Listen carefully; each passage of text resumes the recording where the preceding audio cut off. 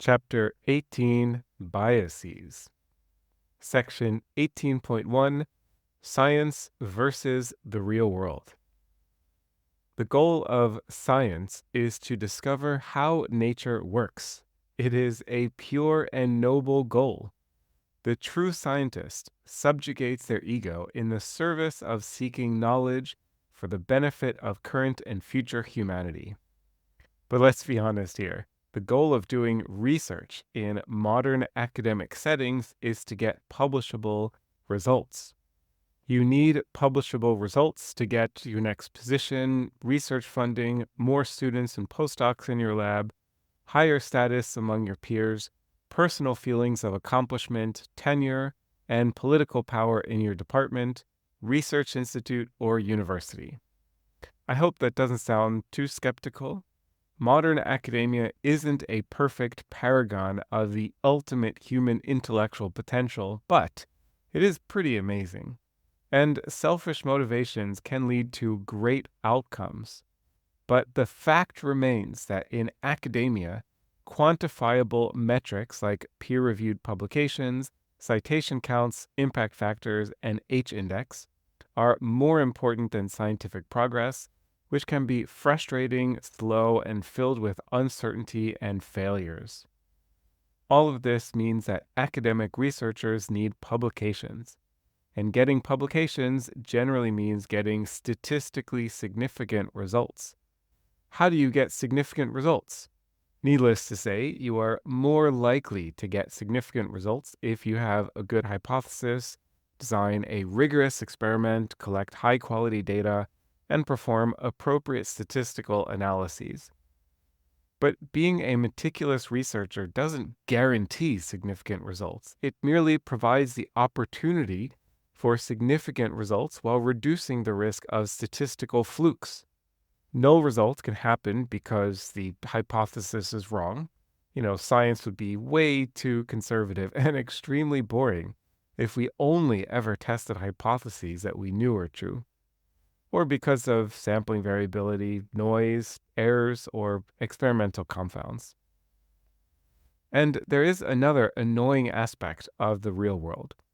We have limited time and resources. A lot of research is done by master's students, PhD candidates, and postdoctoral researchers. Master's students typically have months or maybe 1 year to work in a lab, which includes training time. PhD candidates are under pressure to design, implement, and analyze a series of studies within a few years to obtain their degree. Postdocs have to search for funding or jobs inside or outside academia. And these scientists are humans, not robots. They need and deserve a social and family life outside work. They tend to be underpaid and overworked. Many continue working during evenings and weekends. It doesn't get much better at the faculty level. Junior faculty may want to do their best and most innovative science they can, but they must take on additional responsibilities including teaching, committees, editorial and conference organization, and grant writing. And many academics begin their faculty careers at a time when they start a family and might have aging parents or other family obligations. Perhaps they even have hobbies that they spend a few hours a week on. The point is that there is science and there is academia. Ideally, the two are interwoven, but the reality is that there are competing and sometimes conflicting interests between the two. Who can blame the individual for sacrificing some quality and rigor in the interest of getting things done and having a career, not to mention a personal life? This paragraph references figure 18.1, which shows Venn diagrams illustrating my personal opinion of the overlap between pure science and real-world academia. We have two panels, one on top of the other. The top panel is labeled ideal, the ideal scenario. Here we see a Venn diagram with two circles. We have academia on the left and science on the right, and the two circles are largely, though not entirely, overlapping. And then in the panel underneath, we have a Venn diagram that is labeled reality. Again, we have two circles. The left circle is labeled academia, the right circle is labeled science, and there is much less overlap, indicating that in the ideal world, academia and science would be almost perfectly concordant, but the reality is that academia and science are less overlapping than most people would find to be ideal. Back to the text. Biases. Biases in the context of statistics and scientific research are features of research that make certain outcomes more likely to occur. Some biases are systematic, others are non-systematic. Some can be avoided, others are baked into the system. Some are intentional and malicious, others are innocent and accidental. In other words, there are many types of biases, and it is important to know about them in order to avoid, minimize, or mitigate them. In this chapter, I will describe various sources of bias and discuss how you can avoid them. But the upshot of the chapter is this. At the end of the day, you must choose between being an honest person with personal and professional integrity, or live with the knowledge, and career risk if you get caught, that you cheated and lied. I have full confidence that you'll make the right decision. Section 18.2, Sources of Biases. In many, though not all, sources of biases, the action leading to the bias is not inherently wrong or unethical, but becomes unethical when the data analysis procedures are kept secret or when the audience is misled. This means that many sources of bias can be effectively and ethically addressed simply by being open and honest. I have separated the discussion in this section to biases that stem from individuals versus from the wider culture in academic scientific settings, and intentional versus unintentional sources of bias. There is a rich, varied, and complicated discussion to be had about biases in experimental research, statistical analyses, and data communication. In the interest of keeping this chapter brief, I had to make decisions about what to focus on and how to introduce types and sources of bias. This means that my opinion and personal experiences in 25 years in academia and scientific publishing has guided the points below. You are free to disagree with some of my claims. Indeed, I hope you do. The point is to encourage you to think critically about possible biases in experimentation, data handling, and statistical analyses. If you are aware of these issues and are thinking about them while working with data, then I consider this chapter to be a success. Section 18.2.1, Unintentional Individual Biases. By, quote, unintentional, unquote, I mean biases that creep into the research without malicious intent. Some of these biases are unavoidable in a world filled with practical, scientific, and academic constraints. Others can result from insufficient training or time to investigate the data.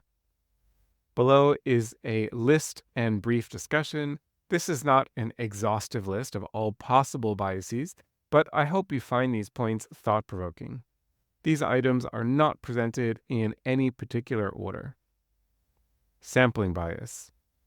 This refers to drawing a sample from a group that is more restricted than the population to which the research wants to generalize. This is often an issue with research on humans, especially when using convenience samples, that is, sampling what is easy and available instead of what is representative of the population. Two examples are, one, psychology studies performed at universities, which often sample local students, leading to the concern of weird samples. And here, weird is in all capitals. It's actually an abbreviation for Western, educated, industrialized, rich, and democratic societies. A second example is political polling studies that call publicly available numbers, which tend to be landlines answered by retired people. Sampling bias can be avoided in two ways. Number one, Make sure to sample randomly and fairly from the population to which you wish to generalize. Remember that random sampling means that each member of the population has an equal chance of being selected. And secondly, include a clear and honest discussion in your data presentation that the sample is not representative of the entire population. Measurement bias. This simply refers to miscalibrations or inaccuracies in the measurement equipment, which can introduce systematic biases or non-systematic noise into the data. It's a good idea to make sure the measurement devices are as accurate as possible.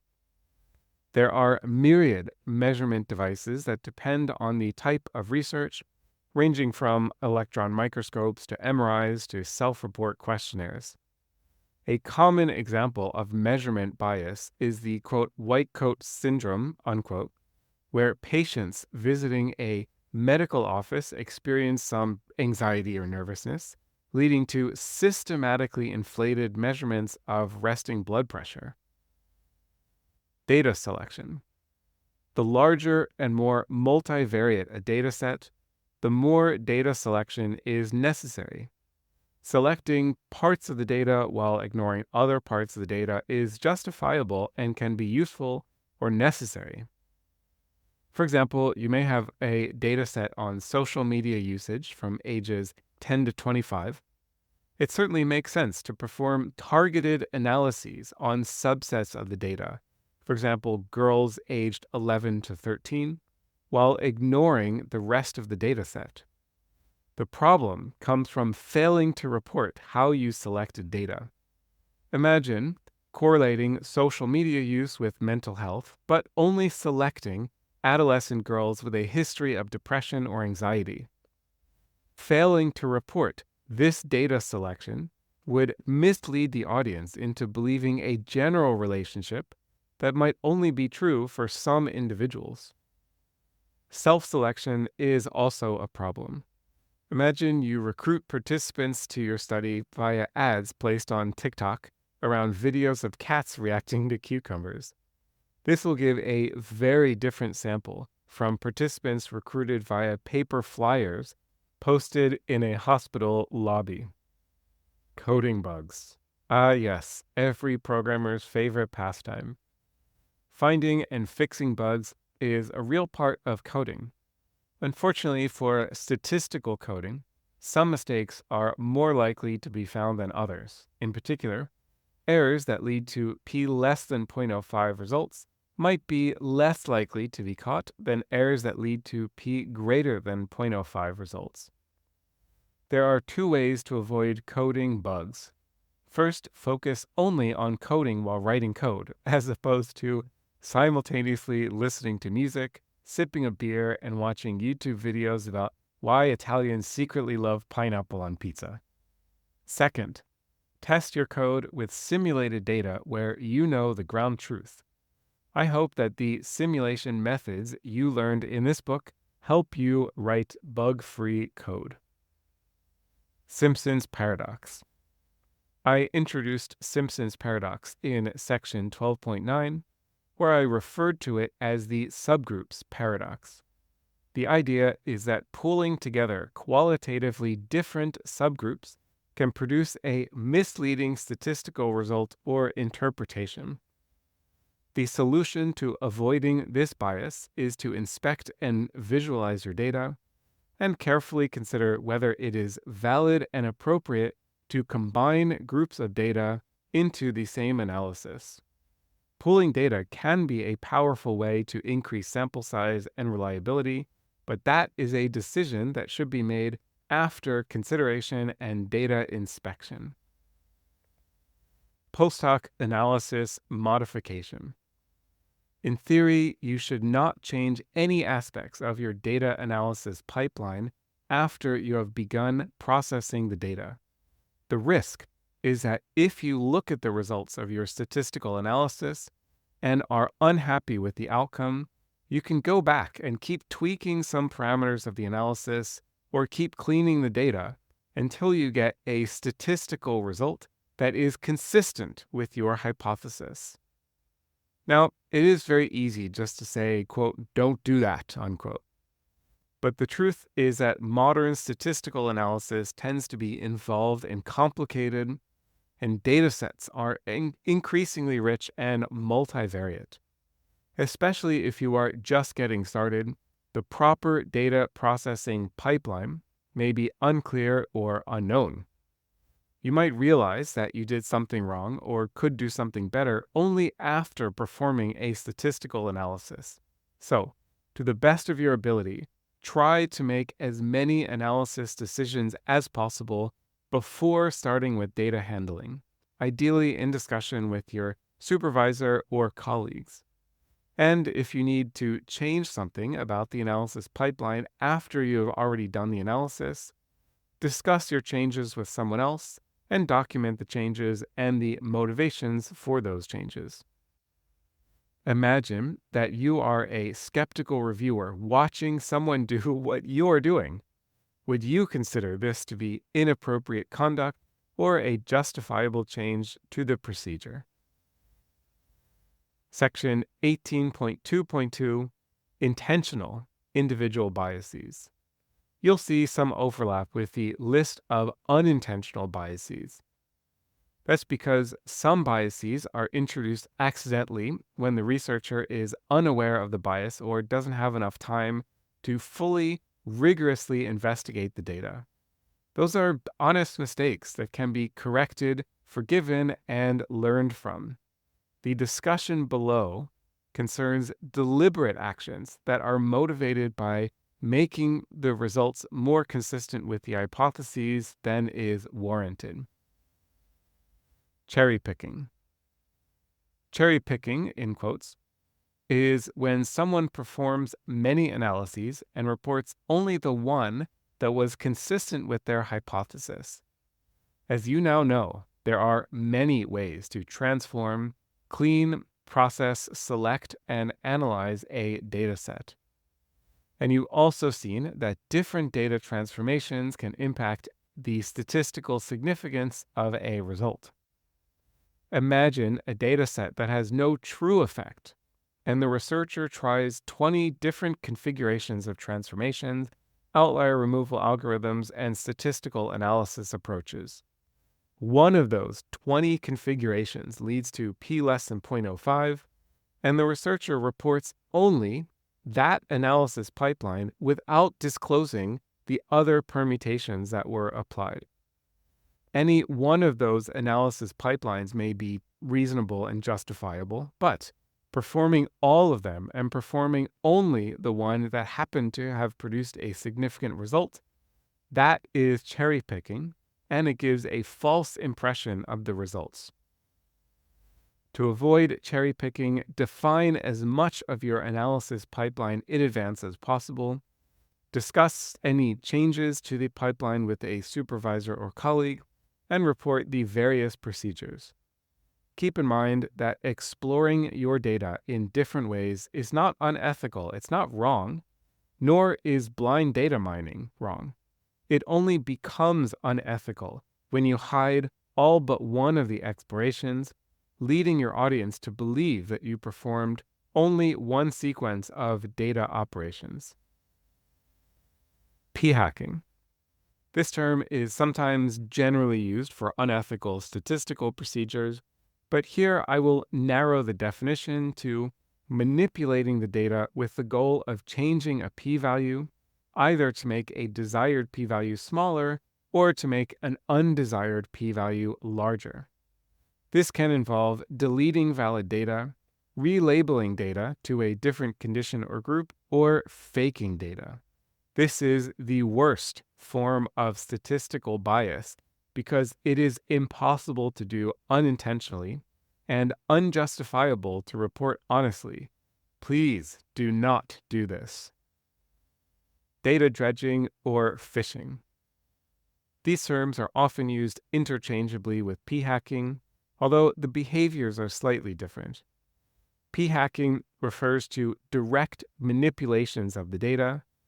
Data dredging or phishing is about searching through the data, also called mining the dataset, to find any possible significant relationships without a pre-specified hypothesis or correction for multiple comparisons. This is another situation that could be acceptable or unacceptable, depending on how it is reported. Imagine you have a large data set and have performed several rigorous statistical analyses to test your a priori hypothesis. And then you wish to supplement the report with findings that you found while exploring the data.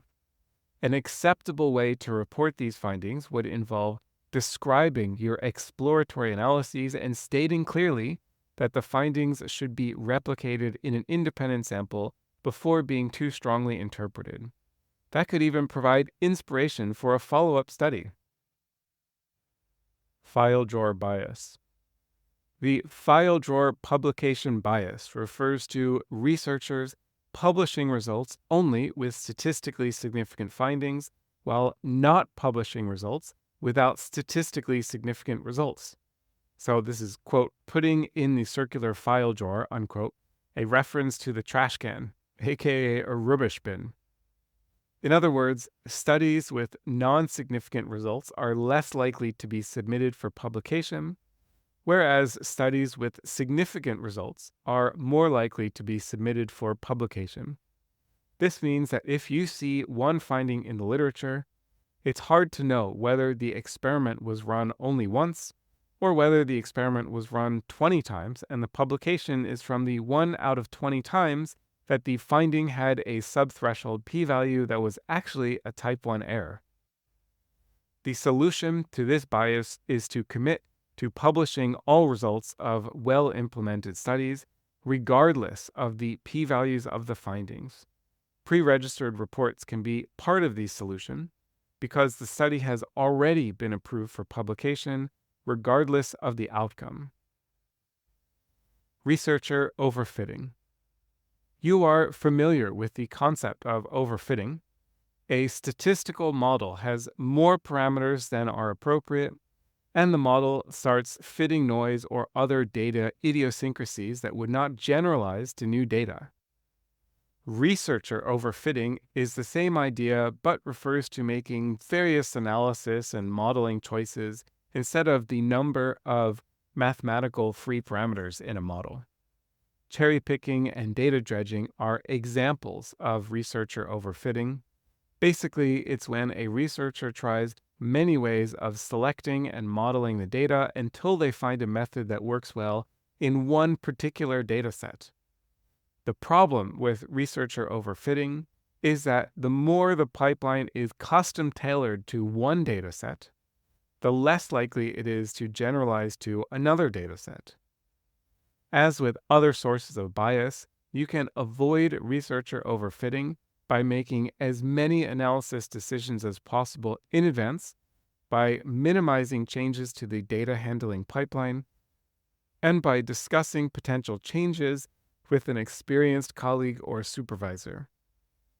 An alternative approach to researcher overfitting is to split the data in half.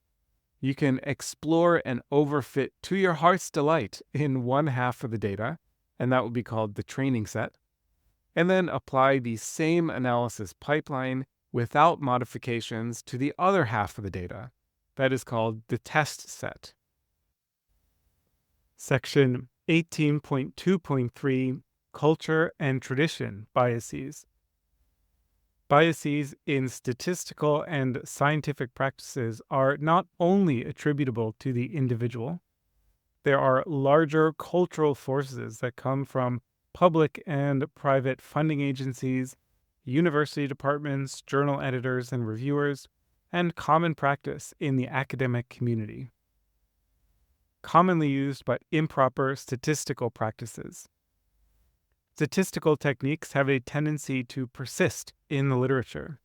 People do analyses in a certain way because that's how other people do them. Indeed, when asked for general advice on how to do statistics, my answer is often, quote, follow common practices in your field, end quote. Although I stand by this advice, there is no guarantee that a data handling an analysis procedure is statistically rigorous and optimal simply because others use it.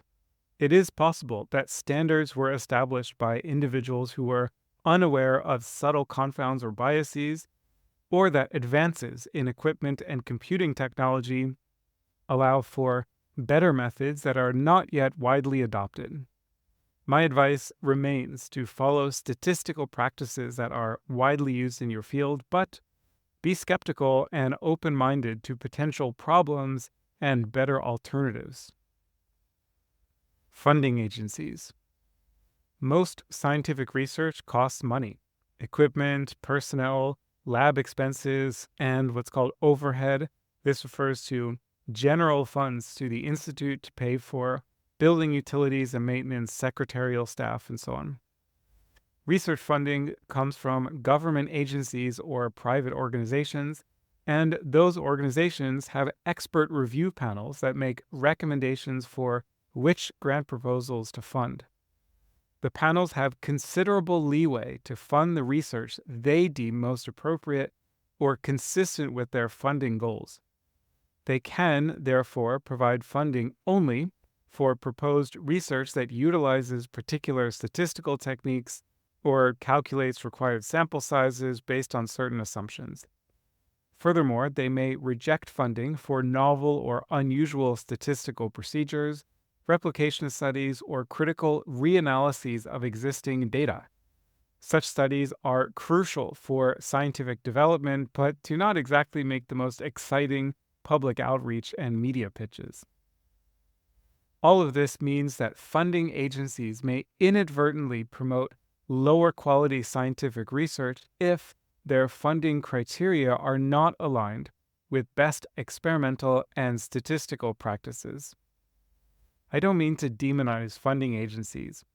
Given limited resources and guidelines provided by elected officials or corporate board members, funding decisions are made based on the match between the agency's goals and the research proposal, and the people making the funding decisions cannot be experts in all areas of science and statistics. My point here is that there are external financial and career pressures that may not be perfectly aligned with modern best practices in rigorous science and statistics. Imperfect peer review process. I have seen reviewers complain that manuscripts are too complicated with null findings reported, and therefore the authors should remove the discussion of non-significant results to focus on the significant results. Footnote: I have no idea how often this happens, but I assume that I am not the only person to have ever encountered this situation. End footnote. I'm sure the reviewers and editors meant well, and I agree in principle that papers reporting fewer results are easier to read, but this type of behavior does not facilitate progress in science. Furthermore, reviewers may demand that certain analyses are conducted and reported, even if those analyses are not the current best statistical approaches. Citable research. It is difficult to quantify a researcher's contribution to science. For example, many contributions are informal, like mentoring junior academics and engaging in thought-provoking debates at conferences and symposia. But there are some quantifiable metrics of scientific contributions, two of which are citation count, so how often a publication is cited by other publications, and journal impact factor, which is a measure of how often publications at a particular journal are cited. Papers are cited for many reasons, but papers with surprising or unexpected results grab attention and may be more likely to be cited. Therefore, researchers may get overly excited about findings that are more likely to be flukes or are due to unknown confounds. Difficulties publishing null results. Related to the previous comment, publishing an entire paper with null results is notoriously difficult, though it has gotten better as awareness of the importance of null results grows. High impact factor journals will often reject without review papers focusing on null results, considering them to be less interesting and less citable. Part of the difficulty is that the burden of proof is usually higher on those reporting null results than on those reporting significant results. Authors must demonstrate sufficient data quality, sample size, and proper analysis techniques. Otherwise, the null results could simply be statistical flukes. That's a fair point, but of course the same could be said of p less than 0.05 results. The problem with this bias is that it directly leads to the file drawer bias. Imagine that you have limited time to complete your PhD. Are you going to spend a significant amount of time publishing a null results paper in a low impact factor journal? Or redirect your energy to conducting another study that is likely to be more exciting, more interesting, and published in a more attractive journal? The current state of academia rewards the latter. Focus on publication output. Researchers at almost every stage of the academic hierarchy are under pressure to publish peer-reviewed findings. Of course, this makes sense. Time, effort, and resources spent on research are wasted if those findings are not communicated to the broader scientific and public community. And researchers, research groups, and research institutes need quantifiable performance metrics. But there has been increasing pressure over time for higher output in order to obtain a PhD, for example, requiring 3 publications instead of 1. Also for junior faculty positions, tenure, and future grant funding. Pressure to increase the quantity of output risks decreasing the quality of output. This means that researchers may feel pressure to skip some in-depth data investigations and code reviews in favor of getting to the next dataset. Pressure for novelty over replication. Novel, innovative, or surprising findings are more rewarded than replication studies. I am sympathetic to this. As important as replications are, they are a lot less exciting to do and publish than new studies. But the impact is that researchers and research groups are generally not rewarded for replicating their own or others' work, even though replications may be more important for the long-term success of science. Of course, replications do happen and get published, and many studies combine replications and novel extensions into the same experiment, but there is cultural pressure to avoid confirming or failing to confirm published studies. Section 18.3, Conclusions. I hope this chapter doesn't come across as doom and gloom. What I wrote above is true in my direct experience and from talking to myriad researchers over 2 decades. But it's not so extreme as to mean that academic science is so corrupted that nothing can be trusted. Perhaps an analogy is watching TV news and coming to the conclusion that only horrible things ever happen in the world. The countless normal and good things that happen are just not nearly as newsworthy as the small number of bad things. It is naive to think that science is a purely objective endeavor. Science is done by humans, and humans have imperfections and competing priorities. This is not necessarily a bad thing because good science also comes from creativity, accidents, and competition. As I wrote earlier in this chapter, we scientists have to rely on our personal and professional integrity and trust in each other's integrity.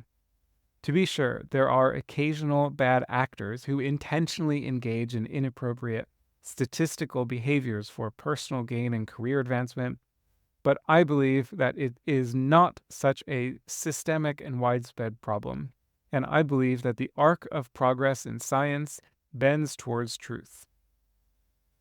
Section 18.4, Exercises. There are a few exercises in this chapter, and I encourage you to head over to my YouTube channel to find discussions of the exercises and their solutions. End of chapter 18.